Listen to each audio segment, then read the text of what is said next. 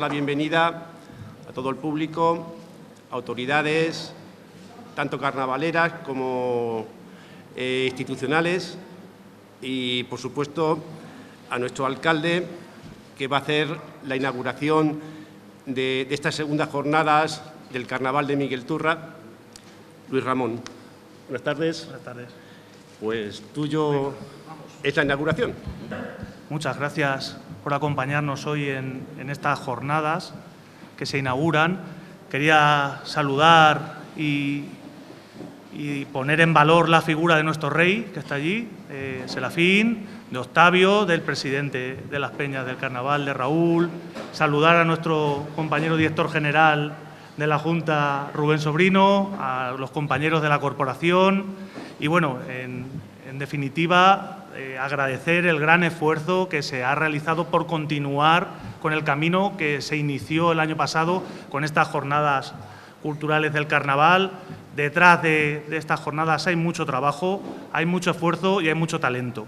Y quería poner de manifiesto pues, el trabajo tanto de Berna como de Esmeralda, José Ramón, en fin, de Paco, de todos los que habéis hecho posible, junto con la Concejalía de Festejos, pues que estas jornadas sean una realidad también este año y que sigamos explorando ese carnaval tan característico que tenemos más allá de las fechas que propiamente son las que ocupan esos 10 días de intensa fiesta, pero que tienen mucho más en cuanto a etnografía, en cuanto a cultura y en cuanto a gastronomía. En fin, tocamos con nuestro carnaval muchísimas facetas y solo quería, pues eso, ponerlo de manifiesto, reiterarme en ese agradecimiento y esperar que sean estas jornadas del gusto y de que aprendamos todos muchísimo sobre una cosa que es nuestra esencia y que es tan nuestro como es el carnaval. Y como a lo que hemos venido es a hablar de carnaval, yo creo que lo que mejor que puedo hacer es dar por inauguradas las jornadas y que sigamos hablando de él. Muchas gracias. Muchas gracias. Natural de la localidad, licenciado en Historias y Ciencias de la Música en la Universidad Complutense de Madrid, grado superior en Interpretación en saxofón en el Conservatorio Superior de Música de Málaga, maestro de Educación Musical en la Universidad de Castilla-La Mancha, máster en Investigación Musical en la Universidad a Distancia y miembro de la Sociedad Etnomusicología. Actualmente está centrado con su doctorado y lo está realizando en la Universidad de Castilla-La Mancha y cuya investigación trata sobre el Carnaval de Miguel Turra, como ritual y esencia de un pueblo, realizando una reconstrucción histórica de la fiesta.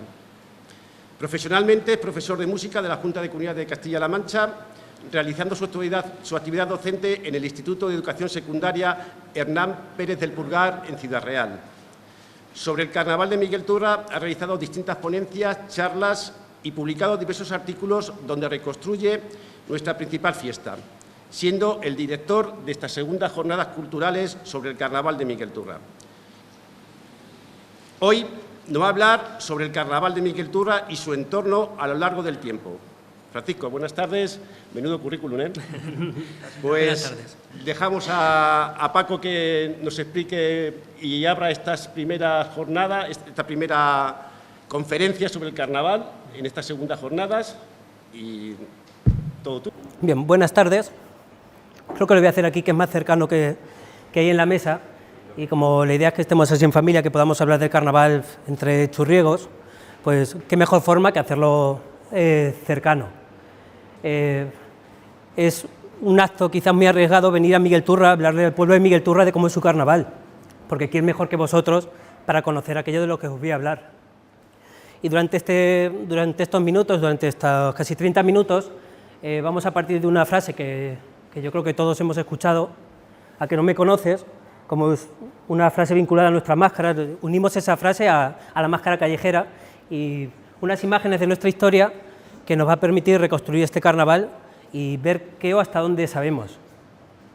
Le damos la vuelta a esa frase y más que a que no me conoces, quiero que sea cuánto conocemos realmente de la historia de nuestro carnaval, hasta qué punto damos cosas por hecho o cosas que hemos ido aprendiendo por transmisión oral, y vamos a ir más allá para conocer nuestro carnaval, pero también para conocer otros carnavales de la zona. Si hay una noticia que quizás la mayoría ya conocemos y hemos escuchado durante toda nuestra vida, es que la Juventud Torralbeña, un periódico que se publicaba en Torralba en el año 1898, a ellos se le atribuía la primera noticia histórica de nuestro carnaval. Se decía que la noticia más histórica que conservamos es esta. En su número 4 y en su número 5 hablan de nuestro carnaval, y de una forma muy distinta. En el número 4 hablan de la cercanía del carnaval, aunque no se acabe de ver del todo, lo resumo un poco, es la cercanía de nuestro carnaval y qué poco se ha preparado en Miguel Turra para lo que ellos son. Sin embargo, en ese mismo periódico hay otro artículo por ahí pequeño que pasa más desapercibido, en la que sí que dice que el director de este periódico se venía toda la semana a Miguel Turra a disfrutar del carnaval. Y a la semana siguiente, entre el 19 y el 26 de febrero de ese año, ya sí que hablan del carnaval como unos bailes muy concurridos, con mucha participación de máscaras que saben dar broma, de esa broma que caracteriza nuestro carnaval, y también la presencia de mucha música y ese descabezo del que seguramente muchos habéis oído hablar, lo habéis llegado a ver, incluso los más jóvenes lo recordamos ya como carreras de cintas y vinculados a las fiestas patronales, pero un descabezo que de forma originaria se hacía en ese cierre del carnaval. Pero claro, ¿por qué va a ser esta la primera noticia si ya teníamos prensa antes? Aunque es verdad que nosotros, en la zona en la que vivíamos, alejados de Madrid, mucho más que ahora mismo, y un pueblo pequeño, pues que aquí hubiese poca prensa con 4 páginas cada periódico, pues tenía que ser muy importante la fiesta para que le dedicasen espacio. Y es verdad que al periodista le tenía que gustar el carnaval para que hablase del carnaval, incluso que hablase bien del carnaval. En torno a estos años, si miramos a nuestro entorno, porque hay muchos pueblos aquí a nuestro alrededor que también disfrutaban de carnaval, aparece gran cantidad de noticias de periódicos, de núcleos que tenían más prensa que nosotros. El Eco de Daimiel, en Daimiel había más prensa que en Miguel Turra, en Ciudad Real también había prensa, en Valdepeñas. Estos periódicos hablan de los carnavales de esos años. Como dato curioso, la primera noticia, la de arriba a la izquierda, del Eco de Daimiel, nos habla del carnaval de Almagro como el carnaval más importante de Ciudad Real, de todos los que se hacían. Hace unos 140 años, así es como lo veían ellos, como el carnaval que más se esperaba y el que más se celebraba. También hablan por ahí del miércoles de ceniza en Almodóvar del Campo, o por ejemplo, la noticia arriba a la derecha del Eco de Daimiel también, del año 1890, nos habla de distintos disturbios que han ocurrido en torno al carnaval, porque nosotros todavía decimos de forma orgullosa que a nivel histórico nunca hubo problemas en el carnaval. Y Octavio y Serafín me decían en la entrevista, que hay por ahí un vídeo que si tendremos tiempo veremos, que como por eso hemos llegado a lo que hemos llegado, porque siempre hemos sabido disfrutar del carnaval de esa forma sana, pero que en todas las fiestas del entorno también hubo conflictos. Aquí se llega a hablar, no se llega a ver del todo, de numerosas tajadas, de navajazos en el carnaval, incluso de un tiro a una persona en la cabeza que por suerte quedó ileso. Entonces, de las fiestas, por desgracia, siempre llevan asociados o demasiadas veces ese tipo de conflictos, y para que veamos que en el entorno ocurría. Si ya nos metemos en el siglo XX, con la dictadura de Primo de Rivera hubo algún intento, algún golpe de Estado, y por ejemplo en Ciudad Real la forma que hubo de evitar ese miedo fue que en el año 1929, la noticia que aparece abajo a la derecha, fue prohibir los bailes, porque se había habido un golpe de Estado unas semanas antes, pues para evitar que hubiese más conflictos, no hubo bailes de carnaval, al menos en el 1929. La noticia hace referencia a Ciudad Real, no sabemos si a Ciudad Real como provincia o como capital. Por ahora nosotros nos quedamos con que solo fue en la capital y no tenemos tampoco ninguna referencia que contextualice en Miguel Turra ese mismo hecho. Si seguimos indagando en la prensa, va a salir otra de esas frases que hemos escuchado y que de pronto un día nos hacemos mayores y nosotros mismos decimos que el carnaval ya no es lo que era. Claro, ya no es lo que era el carnaval, no es lo que era, siempre digo, trabajar en el campo, no es lo que era trabajar en una fábrica, o no es lo que era, pues, por suerte, nuestro pueblo. Entonces, a principios del siglo XX se hablaba de nuestros carnavales como fiestas que estaban decayendo, que estaban condenadas a finalizar y a no repetirse nunca más. También es verdad que depende de la postura política que tenía cada periódico, pues la orientación del periodista en ese pequeño espacio podría hacer más daño o menos daño, o pasar por encima de las noticias del carnaval. Fiestas que no deberían de seguir, o la noticia del centro, sí, la muerte del carnaval, sí que es la que nos dice que la frase que nosotros hemos escuchado de nuestros padres y que le diremos a nuestros hijos es justo esa, la que el carnaval está muerto y que el carnaval ya no es lo que era. El carnaval es una fiesta que hacemos como pueblo, que hacemos nosotros mismos y que se transforma con el pueblo. De ahí que el año pasado aquí mismo podíamos decir o dijimos que el carnaval es una fiesta muy democrática porque somos nosotros quien la hacemos a nuestro gusto y quien organiza esa fiesta, ese carnaval. El Pueblo Manchego es uno de los diarios que aparece en Ciudad Real y que se mantiene durante gran cantidad de años. Ahora pasaré, se mantiene desde 1911 hasta el 36, entonces es una buena forma ya de conocer qué pasaba en nuestros pueblos. Pero vamos a Miguel Turra, a ver qué pasaba aquí. Tenemos parte de un archivo municipal que está muy bien que se mantenga y que no se pierda ni una hoja de lo que nos queda, y es una buena forma también de conocer cómo era nuestro carnaval. En el año 1899, en el mes de abril, que no es una de las que está ahí, de los recortes que aparecen por ahí, el Ayuntamiento en pleno se planteaba que necesitábamos una banda de música en Miguel Turra, que a mí también como músico pues es algo que me gustó cuando me encontré, porque la música tenía que formar parte de nuestras fiestas. En el año 1902, la noticia que tenemos, o el recorte que tenemos arriba a la derecha, al director de la banda en ese momento, Amalio Caña Gómez, se le pagaban unas cuantas pesetas, 30 pesetas, por participar en los bailes, en los paseos públicos del carnaval. En ese momento era gran cantidad de dinero. Hoy en día el gasto del carnaval ya sabemos que es mucho mayor. Pero es que el carnaval tenía una vertiente religiosa, que se perdió no hace tanto, y una vertiente profana. Y ese también aparece en nuestro archivo. Hasta 50 pesetas era quizás el gasto máximo que el ayuntamiento año a año dedicaba al carnaval. 30 pesetas al ofertorio era lo que el ayuntamiento daba en ese ofertorio, y 20 pesetas a José María Beldaz, que aparece por ahí en el año 1914, y mínimo hasta el año 1921 sigue apareciendo.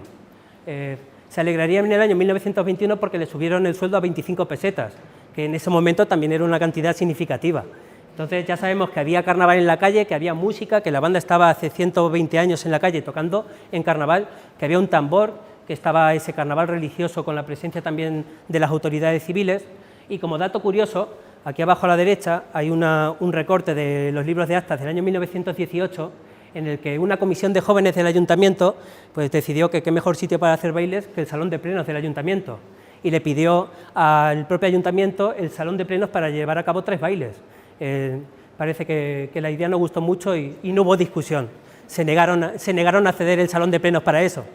Pero está claro que si teníamos distintos centros para hacer bailes y necesitábamos más, pues lo que se buscaban eran eso, escuelas, incluso el propio ayuntamiento del momento. Seguimos viendo Miguel Turra, y este pueblo manchego del que os hablaba antes, desde sus primeros números ya habla del carnaval de Miguel Turra, noticias del carnaval religioso, noticias del carnaval en la calle, de si está concurrido, si no está concurrido, un periódico de un perfil católico y conservador que apoyaba mucho más las noticias religiosas que las profanas de nuestro carnaval. En algún momento aparecen noticias en las que incluso se dice que pasaron hasta 4.000 fieles por la iglesia para el ofertorio del carnaval, que podría haber sido, pero que el periodista en esas pocas líneas, porque eso era lo que se dedicaba a Miguel Turra, tenía mucho poder a la hora de dar a conocer qué es lo que se hacía en Miguel Turra en ese momento. Las noticias se repiten un año detrás de otro, casi todos los años hasta el 36 tenemos noticias del carnaval de Miguel Turra en ese pueblo manchego. Año 1912, 1913, y me voy a parar en 1935, porque quizás es uno de esas que también hemos visto en más de una publicación, que Berna también compartió con nosotros a través de su web, en el que se dice que en Miguel Turra llegó a haber hasta 5 bailes de carnaval. Se hace referencia a bailes en el Círculo Republicano, en el Centro de Cultura, en los salones, porque eso se habla así, en las escuelas y en el Círculo Obrero. Al Centro Obrero se hacen diferentes menciones a lo largo del tiempo, dependiendo del momento histórico en el que estemos. 5 bailes, algunos todavía no sabemos en el sitio exacto donde se hicieron, pero bueno, es uno de los objetivos que nos marcamos, de saber en qué punto exacto de Miguel Turra quizás hubo baile ese año, para que veamos que hasta el golpe de Estado y la guerra civil tuvimos un carnaval que realmente era como los de la zona, que teníamos carnaval y estábamos orgullosos de él, incluso fuera se hacían eco de nuestro carnaval. Llega el golpe de Estado y lo primero que se hace en el mes de febrero desde Valladolid, el bando nacional decide prohibir el carnaval, decide que esa fiesta quede suprimida, que es la orden circular que tenemos del gobernador civil. Y cuando acaba el conflicto, que de esto nos hablará mucho mejor Esmeralda ahora, el BOE mantiene esa prohibición que se alarga hasta los 70, hasta hace realmente pocos años. Entonces, aunque se prohibió el carnaval, ahora sí que quiero dedicar unos minutos a eso, a que nos planteemos hasta qué punto estuvo prohibido, aunque bueno, muchos somos de aquí o casi todos somos de aquí y sabemos cómo se prohibió el carnaval o cómo se mantuvo el carnaval en Miguel Turra, pero estaría bien también saber cómo reaccionaban esos mismos medios, los que hablaban bien del carnaval unos años antes. Está claro que ahora tienen que ser fieles al régimen si quieren sobrevivir. se limitan a repetir las órdenes, las circulares que llegan, y el Lanza las vuelve a repetir. Los periódicos de la zona siguen repitiendo esas prohibiciones del carnaval. ¿Qué se dice? Que nada de vestirse del sexo contrario, que nada de vestirse de autoridad religiosa ni de autoridad militar, que si vais a cantar en la calle, esas letras tienen que pasar primero el filtro de la censura, y en ese contexto es en el que se cree que sobrevivió nuestro carnaval. Digo se cree porque tenemos ahí todavía unos años oscuros en los que tenemos que encontrar todavía algo de cada año, que es un poco el objetivo que yo personalmente busco, una muestra de que cada año nuestro carnaval siguió vivo.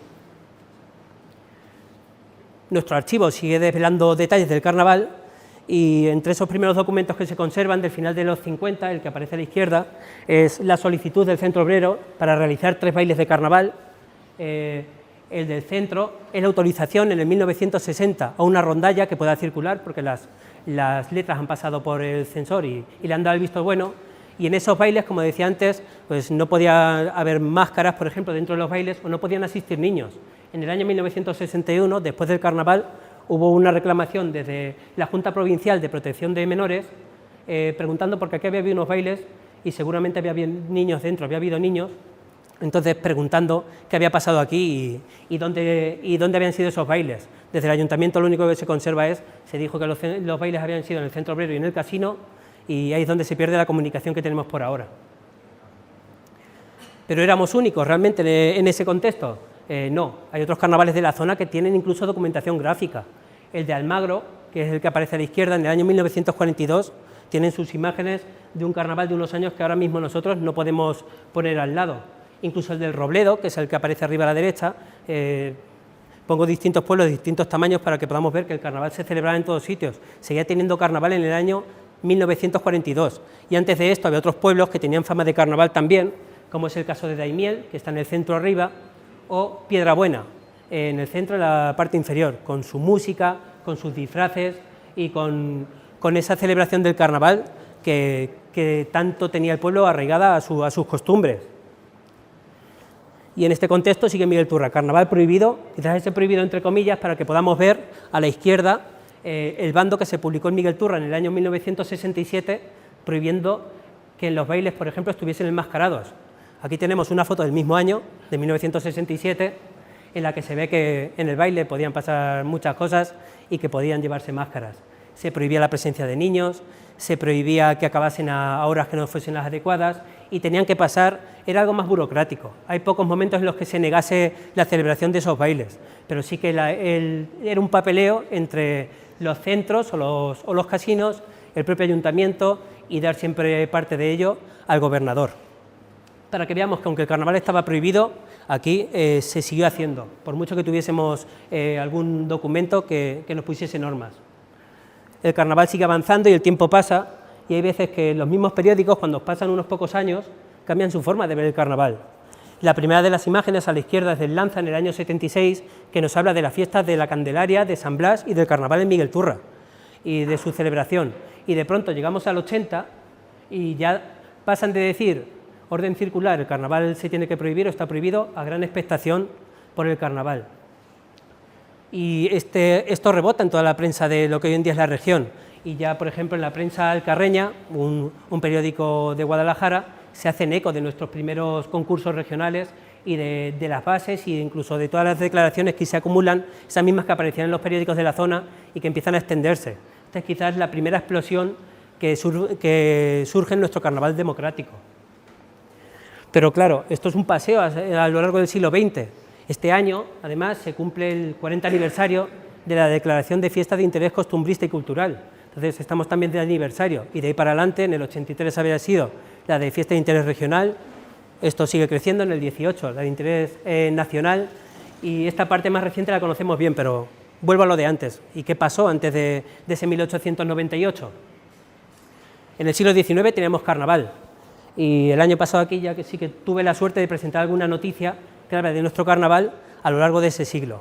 La noticia de la derecha, voy a empezar por aquí, habla desde el año 1877, nos habla de lo que ocurrió en Miguel Turra el miércoles de ceniza. Hubo carreras de caballos, hubo música y hubo descabezo.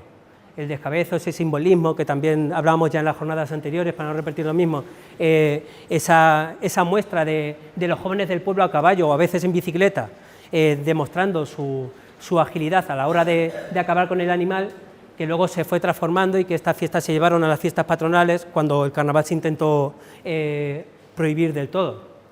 Por otro lado, El Católico, un periódico de Madrid. Esta noticia me parece realmente interesante porque es un periódico que tenía 8 páginas pequeñas, en la que le dedica una columna entera a La Mancha y la mitad de esta a Miguel Turra. Es verdad que la postura del periodista del momento, pues cuando le llegó la noticia no era muy agradable para él, porque tenía el artículo escrito y le dijeron que el último día del carnaval, el último día de esas 40 horas que se celebraban, en Miguel Turra se había repetido un sermón que se había hecho antes en Ciudad Real, pero que además se había adornado más.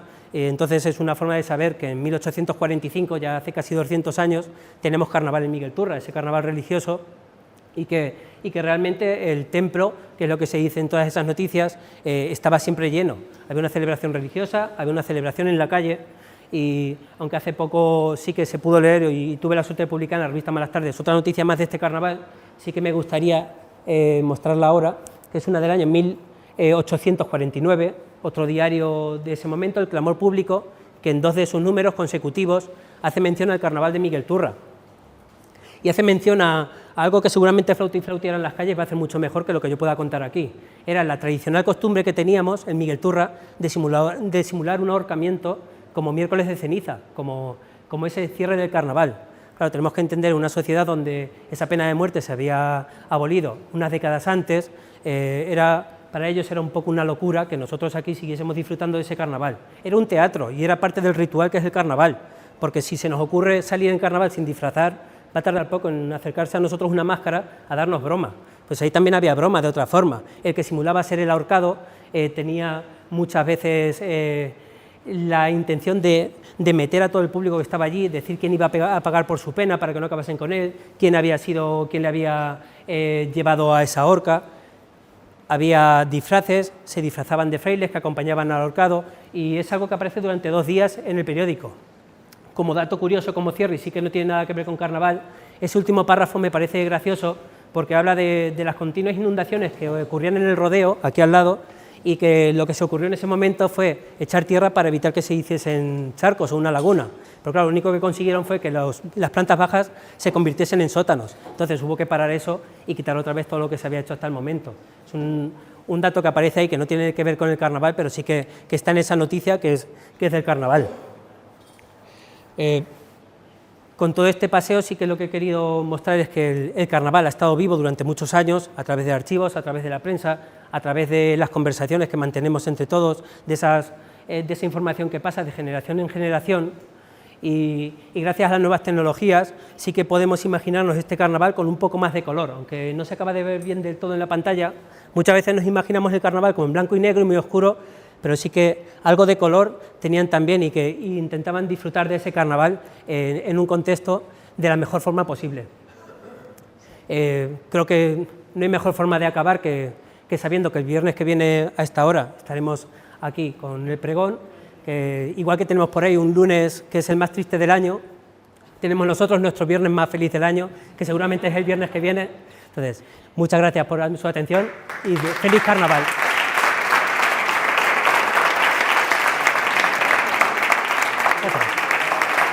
Pues como decía, porque hemos empezado genial estas jornadas con esta introducción que nos ha hecho Paco de nuestro carnaval a lo largo del tiempo. Ahora el turno pues, es de Esmeralda Muñoz, y su conferencia va a tratar sobre el carnaval en la historia del arte de la provocación a sus etapas de prohibición. Esmeralda, natural de Miguel Turra, no podía ser otra churriga más, licenciada en Historia del Arte e Historia por la Universidad de Castilla-La Mancha, doctora en Historia Contemporánea, profesora de Geografía e Historia y profesora asociada de Historia e Historia Contemporánea en la Facultad de Letras de Ciudad Real y profesora de Geografía e Historia en secundaria. No vamos a ver el currículum tampoco. Ha publicado pues, un libro sobre la historia de la Universidad de Castilla-La Mancha y diversas investigaciones, una de ellas sobre la sección femenina en Castilla-La Mancha y numerosos artículos y estudios sobre organizaciones femeninas bajo los regímenes autoritarios en España y Portugal, sobre la represión femenina de posguerra y la educación de la mujer en Castilla-La Mancha. Pues Esmeralda, empezamos ya, ¿no? Empezamos. Representantes de peñas del carnaval, rey del carnaval, Raúl como presidente de todas las peñas, demás autoridades y público en general. Bueno, pues esta va a ser mi aportación este año al Carnaval de Miguel Turra. A ver, yo he querido darle una dimensión más amplia y quiero hablar especialmente de todas las etapas históricas en las que el carnaval pues ha estado prohibido o se ha intentado prohibir, porque como bien decía Paco, la gente, el pueblo, lo que está muy arraigado no se puede quitar, ¿no? Rara vez se puede quitar. Bueno, voy a empezar un viaje rápido porque la máscara suscita tantos problemas, ¿no? Porque, especialmente para las autoridades y para determinados sectores que siempre lo ven con recelo. Pero la máscara está desde la antigüedad, ¿no? Los mayas, los aztecas, las culturas precolombinas, desde la antigüedad clásica se ha utilizado la máscara. ¿Por qué? Porque lo necesitamos para transformarnos, para convertirnos en aquello que anhelamos, que deseamos o incluso para adquirir poder, ¿no? Por ejemplo, desde la prehistoria, las máscaras neolíticas del Próximo Oriente se utilizaban ¿para qué? Pues para atraer fertilidad o para atraer sobre todo protección de los dioses, etcétera. Pero también, por ejemplo, la cultura egipcia, el propio faraón se disfrazaba, ¿no? Necesitaba de una serie de complementos que le conferían también ese poder. Por ejemplo, esa barba que era siempre postiza y que le daba ese poder especialmente. Si vamos a la etapa clásica, la máscara es una identidad también de la cultura clásica. El teatro griego no habría, por ejemplo, actrices. ¿Quién hacía los papeles femeninos? Los hombres. ¿Cómo lo hacían? A través de la máscara, ¿no? Máscaras que a veces eran de tragedia o de comedia. Pero evidentemente las fiestas dionisíacas, que tienen mucho que ver con el origen del carnaval, se cantaba, se bailaba y todo el mundo se transformaba. El que era sirviente se convertía en señor, el que era señor pasaba a ser sirviente, etc. Y todo ese pozo cultural, del cual evidentemente nosotros como pueblo mediterráneo lo hemos tenido, de todas estas culturas mediterráneas. Ahí vemos, por ejemplo, pues, ese poeta sentado con una máscara en la Comedia Nueva o máscaras que tenemos en el Museo Romano de Cartagena. Ha estado muy presente y está en la idiosincrasia de nuestra cultura. Por lo tanto, son días para el descoloque. El carnaval es el tiempo del descoloque, del cambio, de la transformación. En todas las culturas se ha dado. ¿Por qué? Porque se utiliza como una válvula para la sociedad. Son momentos que los necesitamos, ¿no? Necesitamos ese punto de escape para divertirnos, para transformarnos, para cambiar. ¿Por qué? Pues porque después de un duro invierno viene esta antesala de la Cuaresma, donde viene un tiempo completamente de recogimiento. Por eso el carnaval es ruidoso, porque no se concibe un carnaval, como bien decía Paco anteriormente, sin música. No se concibe un carnaval sin comer y sin beber bien. No se concibe un carnaval sin máscara. Y no se concibe un carnaval también, por ejemplo, sin coplillas. ¿Coplillas qué implica? Que yo me pueda meter con elegancia a veces, con mucho gracejo, con las propias autoridades. ¿Por qué no? Me puedo meter con aquellas instituciones que consideramos que son completamente inviolables, ¿no? Pero se nos permite. ¿Por qué? Bueno, porque es una manera de soltar todo ese lastre que vamos acumulando a lo largo del año. Bien, carnestolendas por la Edad Media. Como bien decía Paco, no tenemos a veces muchos documentos aquí referentes a Miguel Turra, pero estoy completamente segura de que nuestro municipio, que está fundado en plena Edad Media, ya vivía fiestas desde esa época, ¿no? Por ejemplo, sabemos ya en el siglo VII cómo San Isidoro de Sevilla, un padre de la Iglesia, se quejaba de que los fieles en febrero celebraban fiestas disfrazados por las calles, incluso vistiéndose del sexo que no son, comiendo y bebiendo por las calles. Y esta es una de las cosas que más controversia siempre genera, y las prohibiciones van a ir mucho por ahí. Los cambios de sexo, ¿no? Que un hombre pase a mujer o que una mujer pase a un hombre, aunque normalmente siempre se da más el cambio de hombre a mujer. Y eso genera ahí mucha controversia. Bien, pero la Edad Media es una época donde el carnaval se celebra y está muy arraigado, y además es una fiesta que se da por muchas zonas de Europa y evidentemente se da aquí también, ¿no? Se dice que se autoriza la satisfacción de todos los apetitos que la moral cristiana, por medio de la Cuaresma, luego nos va a refrenar. Por eso necesitamos este periodo de cambio y de transformación. También se dice que el carnaval arraiga mucho en esas capitales donde empiezan especialmente las universidades, donde la gente joven le mete mucho ímpetu. La Universidad de Bolonia, que es una de las primeras en Europa, la Universidad de París, Salamanca también, pero evidentemente en el pueblo estaba muy arraigado, en el pueblo llano.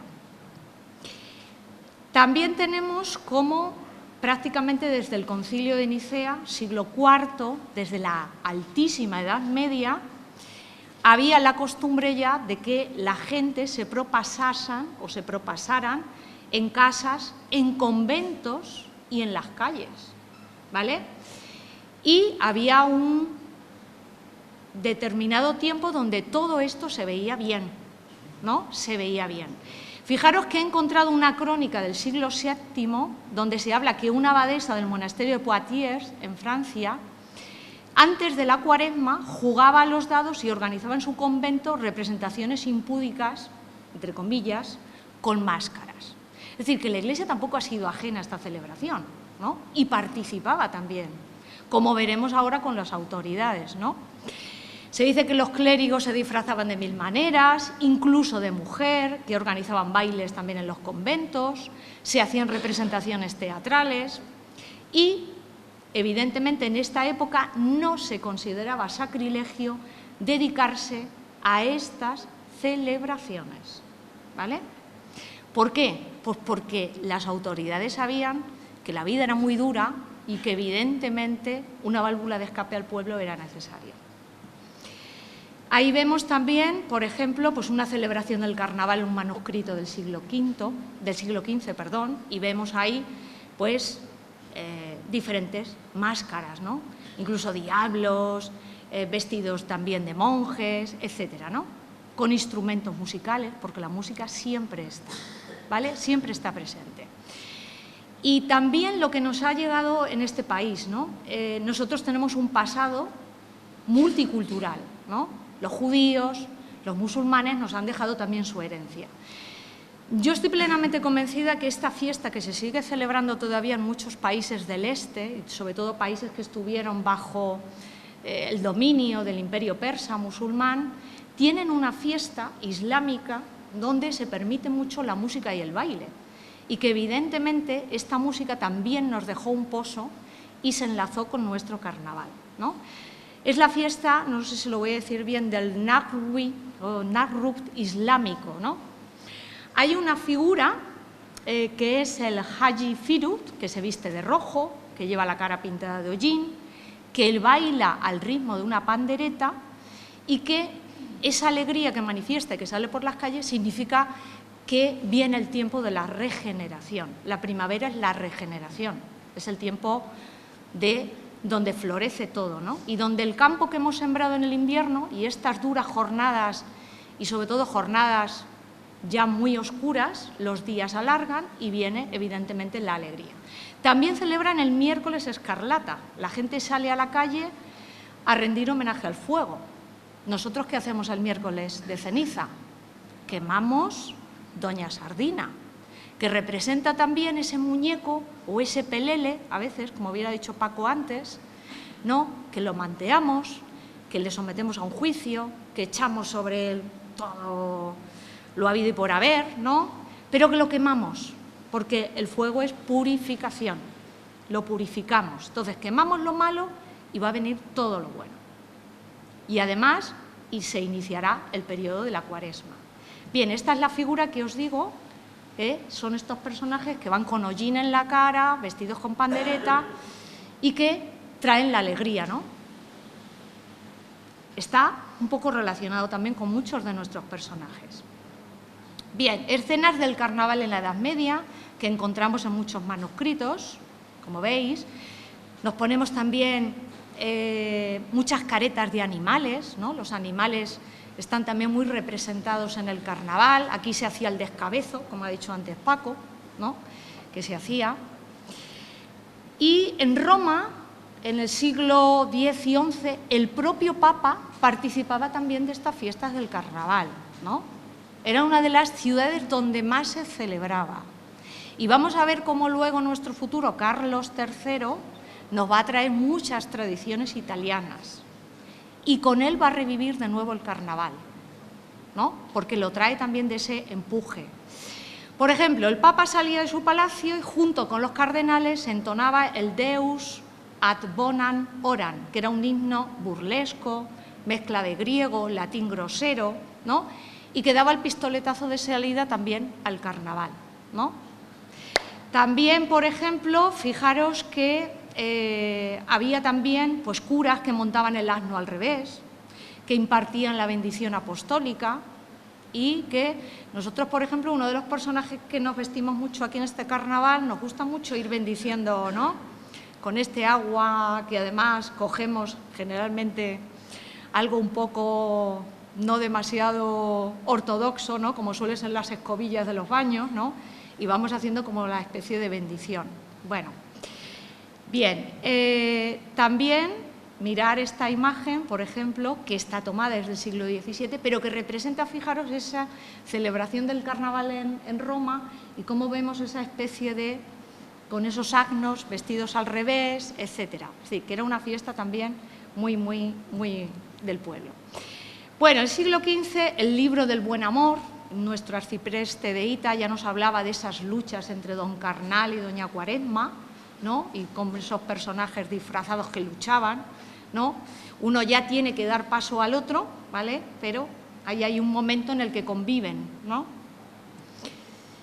Y el carnaval y las fiestas laicas en las épocas de los reyes católicos. ¿Qué ocurre con los reyes católicos, no? Los reyes católicos los consideramos que con ellos ya empieza la monarquía moderna, es cuando más o menos tenemos la unión de los reinos, dos coronas, la corona de Aragón, la corona de Castilla, aunque independientes en cuanto a sus normas y sus instituciones. ¿Y qué pasa con ellos? ¿Las permiten? ¿No las permiten? Hemos logrado esa unidad territorial, pero evidentemente esta fiesta está muy arraigada. Y aunque los reyes católicos ponen una serie de prohibiciones, es verdad que con el carnaval, en la época de los reyes católicos, se va a permitir, ¿no? Evidentemente el calendario eclesiástico va a estar muy firme y muy marcado, pero el carnaval no se puede erradicar del carnaval, ¿no? Es una válvula de escape para todas nuestras preocupaciones, para todo lo popular, para quitarnos alguna que otra calamidad que nos ha ocurrido a lo largo del año y va a estar presente, ¿vale? Bien, es la fiesta, como digo, de la carne, ¿no? De ahí viene la palabra carnestolendas. Esa carne durante la Cuaresma no la vamos a comer o se nos va, digamos, a prohibir, ¿no? Pero evidentemente que es la fiesta del pueblo. Aún así, es una fiesta que, como siempre decimos, hay gente que se pasa de rosca, ¿no? Fijaros que ya en 1494, en el siglo XV, pues me he encontrado, por ejemplo, un pleito en la Chancillería de Valladolid, donde en la época de Carnestolendas, en Medina del Campo, pues hay un ciudadano, le pide al corregidor, que es el que imparte la justicia, se queja, ¿no?, al corregidor o juez de residencia de León que haga justicia a Alonso Lorenzo, vecino de dicha ciudad, el cual se queja de los agravios hechos en las escuelas de gramática por el alcalde y alguacil de tal ciudad, quienes, a pretexto de quitar las armas a quienes las llevaren en la noche de Carnestolendas, habían dado una lanzada a un hijo suyo, de la cual murió. ¿Qué quiere decir esto? Que las carnestolendas se celebran, que el carnaval se celebra y que también se ponía una serie de restricciones, ¿vale? De restricciones. Bueno, este es el documento oficial que ya aparece digitalizado y que evidentemente... Y las prohibiciones en el tiempo de la reina Juana de Castilla, Juana I de Castilla, y el emperador Carlos V, porque Juana de Castilla fue reina de Castilla hasta que murió, ¿vale? Se la intentó, se la mantuvo recluida durante más de 45 años, acusándola evidentemente de su locura, pero Juana todos los edictos los tenía que firmar tanto Carlos I de España como su madre Juana de Aragón, Juana de Castilla. Bien, ellos van a tomar unas medidas mucho más restrictivas con las fiestas del carnaval. ¿Por qué? Bueno, Carlos V cuando llega a España es rechazado. No le queremos como rey porque es extranjero, no se ha criado aquí, no habla ni una palabra de castellano y además tiene que sofocar dos revueltas muy importantes. Una en Castilla, la de los comuneros, y otra en el Reino de Aragón, que son las germanías. Esto hace, evidentemente, que su poder se vea un poco tocado y, por lo tanto, voy a intentar evitar aquellas fiestas que puedan significar una alteración del orden normal, ¿no? Por eso, evidentemente, va a restringir bastante sobre el carnaval. Y, por ejemplo, en 1523 va a poner una serie de condiciones pues para evitar o por el peligro que podía suponer para el orden público, incluso con penas de 100 azotes o 6 meses de destierro, ¿vale?, para aquel que llevara máscara especialmente. El llevar máscara significa que tú ocultas tu identidad y evidentemente eso a las autoridades no les gusta, ¿no? Durante el día, si era durante la noche, evidentemente la pena se doblaba, ¿no? Se doblaba bastante. Bien, ¿qué nos ocurre con Felipe II?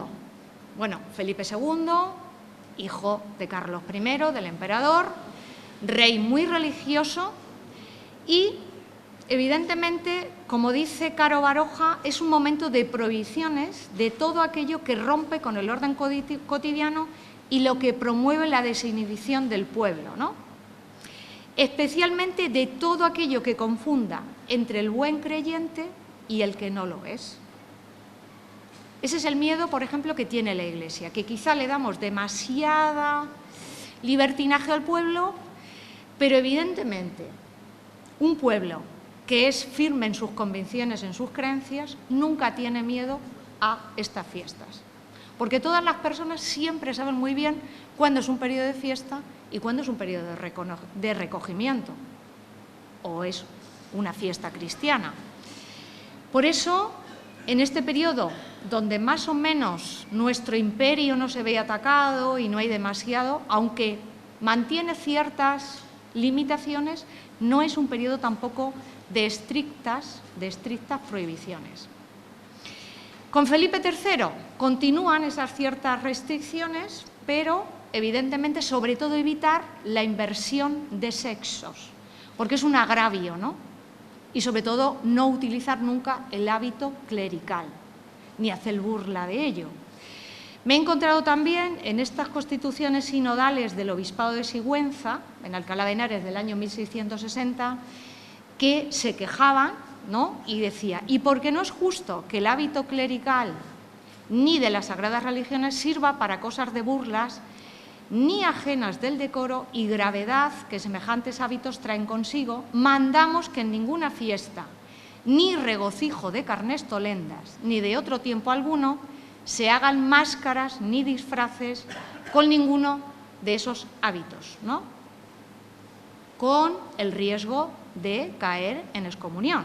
O sea que la pena no era pequeña. Bien, con Felipe IV. Felipe IV es el último de los Austrias y, bueno, de Felipe IV podríamos aquí hablar mucho. Es verdad que se dice que ningún rey, ¿no?, disfrutó tanto la pérdida de un imperio, porque es verdad que con él perdimos el Imperio Español y es uno de los momentos más esplendorosos de la cultura, ¿no? Es el siglo de oro, el siglo del teatro, el siglo de la pintura, pero también es el siglo de la diversión. Y Felipe IV lo llevó muy a gala, ¿no? Se divirtió y bastante. Es verdad que luego ese espíritu religioso que él tenía lo hacía de tener muchos remordimientos. Él decía que todos los problemas que estaban viniendo y todas las pérdidas que iba teniendo el imperio se debía a toda la vida tan libertina que el propio rey había llevado, ¿no? Entonces, es una de las etapas más creativas, como hemos dicho. Su corte hubo afamados pintores, poetas, escritores, pero fue una corte muy asidua a las fiestas, a los banquetes, al embrujo, a la embriaguez de la gracia, ¿no? Bien, todos los cronistas de la época, como por ejemplo Sánchez Espejo, Ana Caro de Mayén, coinciden en afirmar que las fiestas del Carnaval del año 1637, que se celebraron del 15 al 24 de febrero, fueron de las más espectaculares conocidas. Claro, aquí hay que hacer una salvedad. Tenemos que distinguir entre el carnaval que vive la élite o más cortesano y el que vive el pueblo. Pero es verdad que en este momento las élites y el propio rey vive a todo tren de estas fiestas del carnaval, ¿no? Era normal también celebrar fiestas cuando nacía un infante o una infanta, y también se hacían esos bailes de máscaras, ¿no? Pero es verdad que las fiestas que hizo Felipe IV en el carnaval fueron de las más lúcidas y de las más disfrutadas, ¿no? Además, duraban más de una semana, desde el domingo anterior hasta el martes siguiente, más que ahora, ¿no? Ahora dicen, joder, los churriegos, menudos carnavales tenéis, ¿no? Qué largos, qué extensos. Bueno, pues Felipe IV nos ganaba, ¿eh? En la época de Felipe IV nos ganaba. Uno de los espacios donde más se hicieron estas celebraciones, pues la Plaza Mayor, ¿no? Esta es una de las fiestas, se hacían fiestas a caballo, máscaras, carrozas, etcétera, ¿no? Se hizo, por ejemplo, el domingo de Carnaval un gran desfile de máscaras que terminó en el Buen Retiro, que se estaba construyendo también el Buen Retiro, el palacio.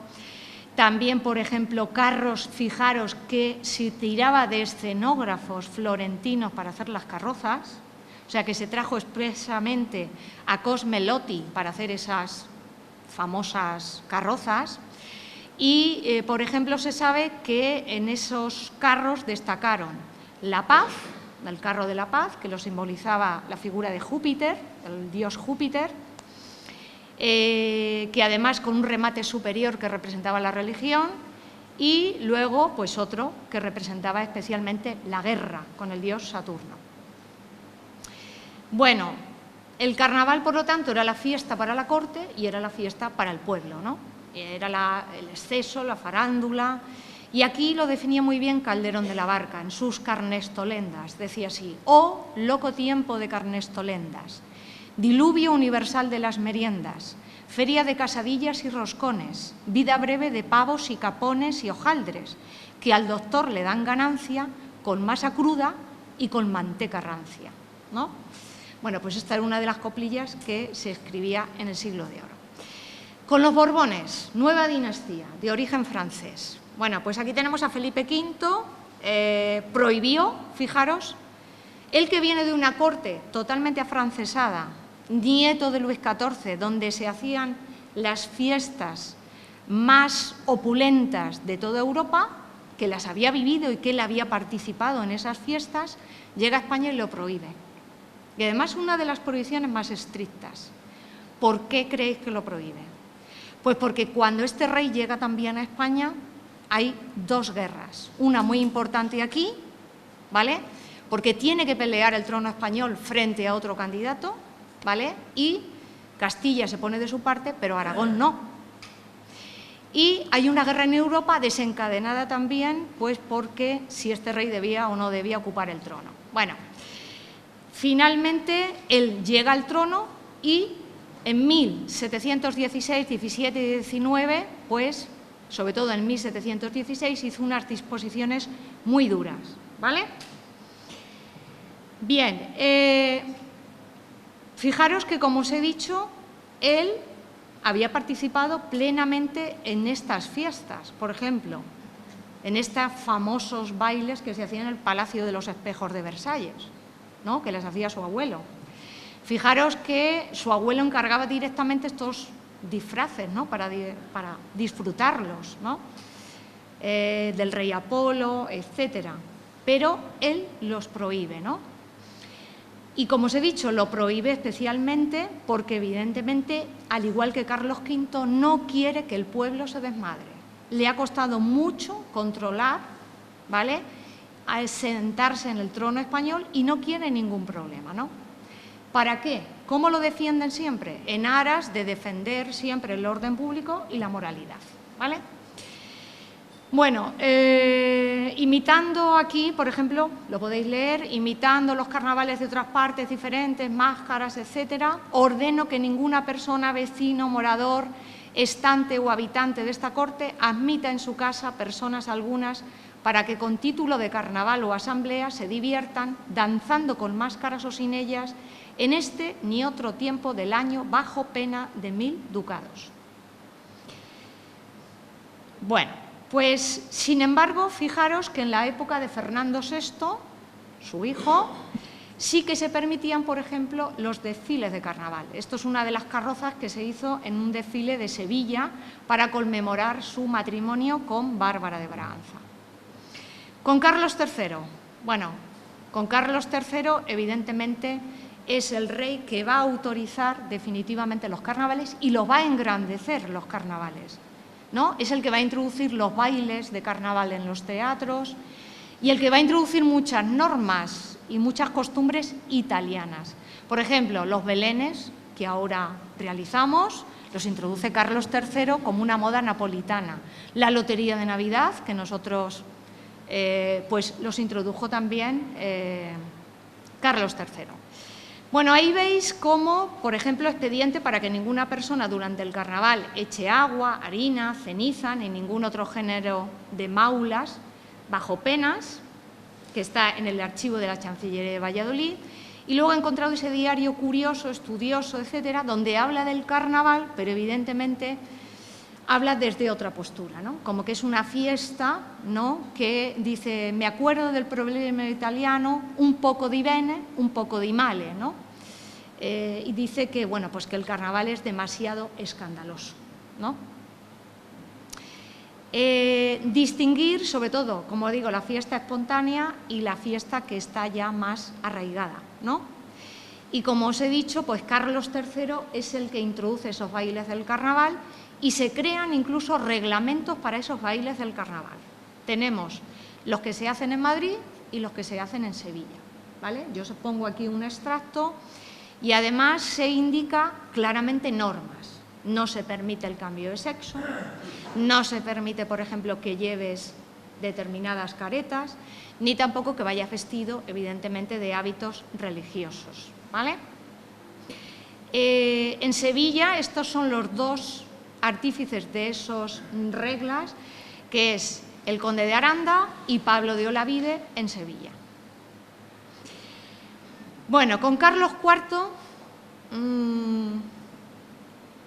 no rey demasiado favorecido ni favorable para España, bueno, pues evidentemente con él su reinado fue en realidad una pequeña pantomima y se prohíben, fijaros, absolutamente, se utiliza esa palabra, los carnavales en todo el reino. Es una época complicada. Ya sabéis que Carlos IV y Fernando VII, su hijo, prácticamente entregaron nuestro reino a manos de Napoleón y, bueno, se dedicó a legislar en contra del carnaval. Prohibiciones, pues igual, sobre todo el uso de la máscara, no utilizar determinados hábitos, etcétera. Y también tenemos, sobre todo, me voy aquí a esta, donde se hace una salvedad especialmente porque se hace hincapié sobre la ocupación napoleónica de España en ese momento. Entonces se dice también que se tenga mucho cuidado porque los franceses no entienden nuestra fiesta e incluso podemos dar lugar a más desórdenes. Bueno, nuestro breve rey, Pepe Botella, que nosotros le pusimos este nombre, ¿no?, porque somos muy afamados a darle estos títulos a los reyes extranjeros, he puesto 2 caricaturas, Pepe Botella, como veis ahí metido dentro de la botella y dándole una gran patada ya cuando lo echamos de este país. Bueno, pues Pepe Botella o José I Bonaparte restituye de nuevo la normalidad del carnaval. Incluso dice, muchos años hace que no se había manifestado en el pueblo de Madrid un regocijo tan general como se han notado en los días de este carnaval, ¿no? Que hace más de 40 años pues, que estaban prohibidos. Con el reinado de Fernando VII, pues evidentemente es un reinado complejo. ¿Por qué? Pues porque cambia todo, ¿no? Hay muchos cambios, muchos excesos, etcétera. Lo que sí queda claro es que las máscaras quedan totalmente prohibidas, a partir de 1823, cuando Fernando VII impone un poder muy fuerte, muy absoluto.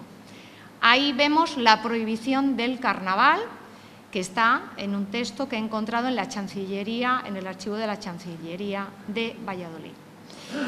Bien, con Isabel II se mantiene esas prohibiciones, pero evidentemente lo que sí se produce en esta época y en el siglo XIX es la renovación del carnaval o la transformación, porque el carnaval pasa a ser cada vez más una fiesta del pueblo. Deja de ser un carnaval más cortesano y pasa a ser, evidentemente, una fiesta progresista, impulsada por monarquías liberales y especialmente se hace todavía más popular, ¿no? Sociedades recreativas, educativas, culturales, etcétera.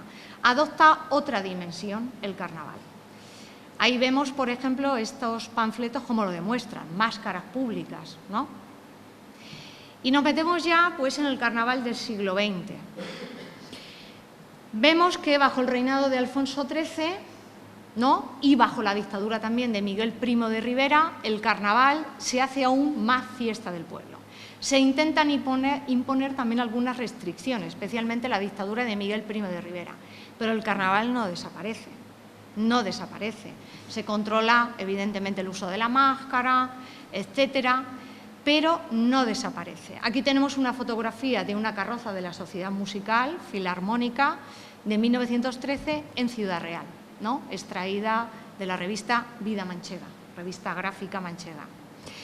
Aquí tenemos otros ejemplos de Vida Manchega también de 1922, del carnaval en Ciudad Real. Curiosamente no he encontrado ninguna de Miguel Turra en Vida Manchega. No hay.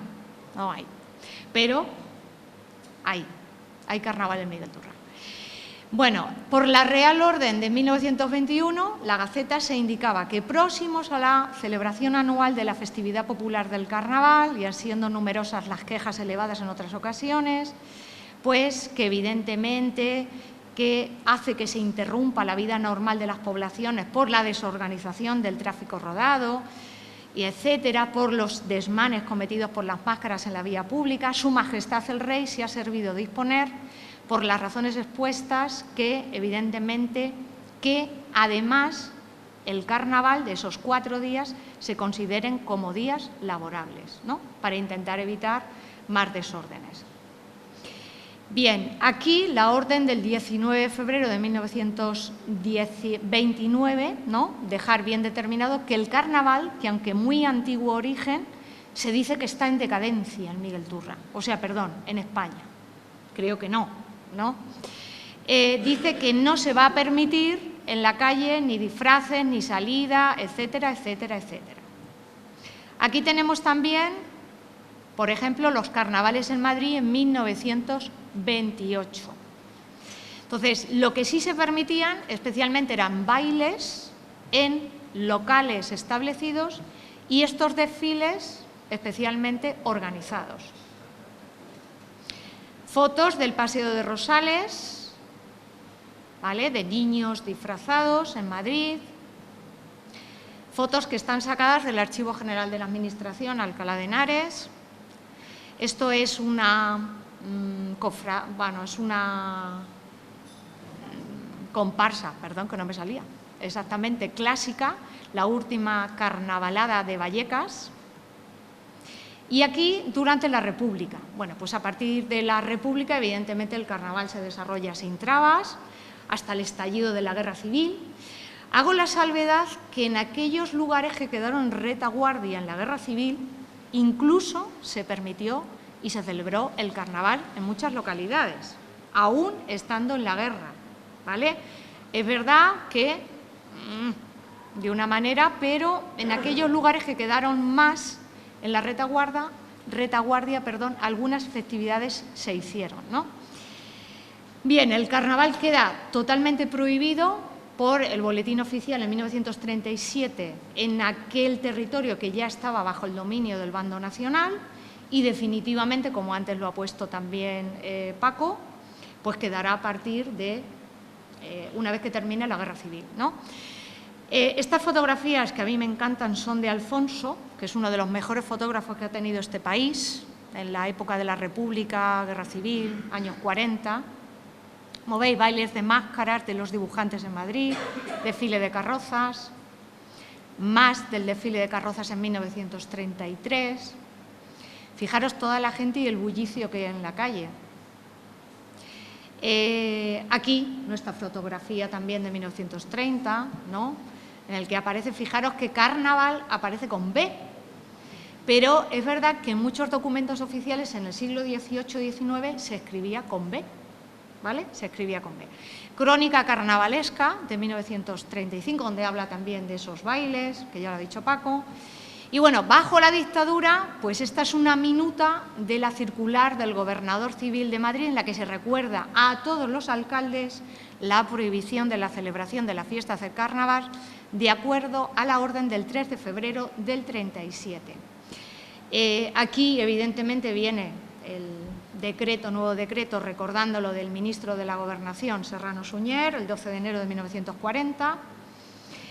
Y me he encontrado, sin embargo, como bien dice Paco, el carnaval no desaparece bajo el franquismo. De hecho, a partir de los años 50 me he encontrado como, por ejemplo, fijaros en el Protectorado de Marruecos, que estaba evidentemente, pertenecía también a nuestro Reino de España, pues se piden también licencia para celebrar esos bailes, ¿no?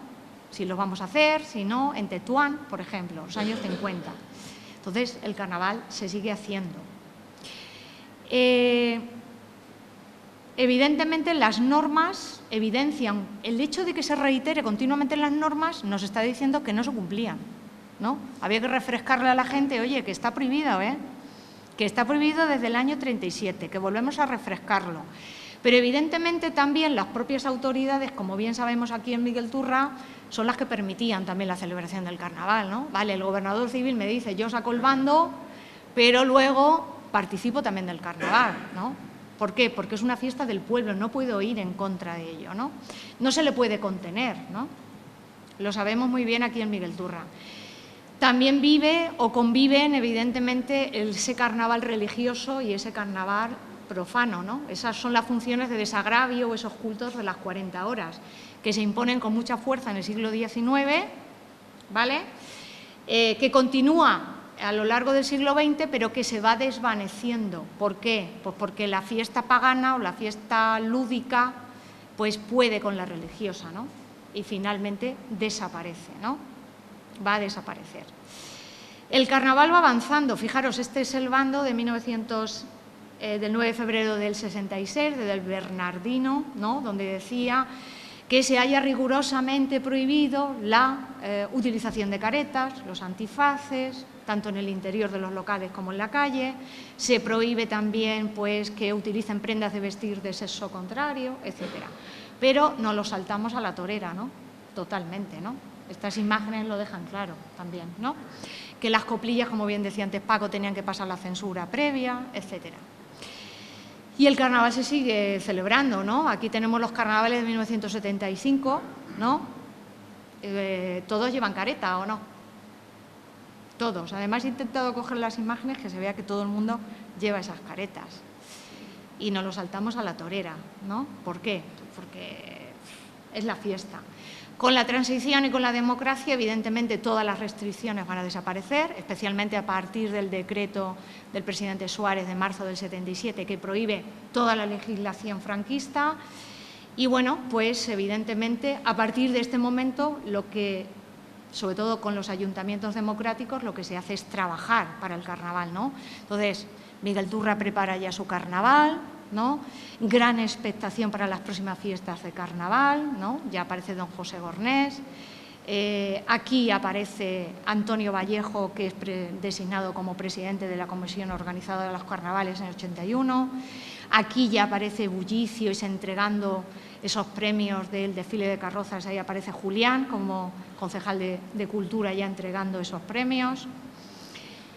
Uno de los primeros carnavales, yo creo que es el primer cartel de carnaval de la democracia, ¿no? Del año 81, y la declaración de fiesta de interés turístico regional del carnaval en marzo del 83. Y aquí me gusta terminar con Pepe Hierro, ¿no? Que fue un ilustre pregonero de nuestro carnaval y que nos dejó esta hermosa copla, ¿no? De este poema, ¿no? Ha llegado el carnaval, vamos a la calle, amigos, a ponerse la careta para ser nosotros mismos. Niños vestidos de viejo, viejos vestidos de niño, con chupete y biberón, entre doses y lacitos. Mozos vestidos de moza, mozas, reinas u obispos, lo que no fuimos ni somos y quisimos haber sido. Eso es lo que es el carnaval. Y muchas gracias a todos por vuestra atención.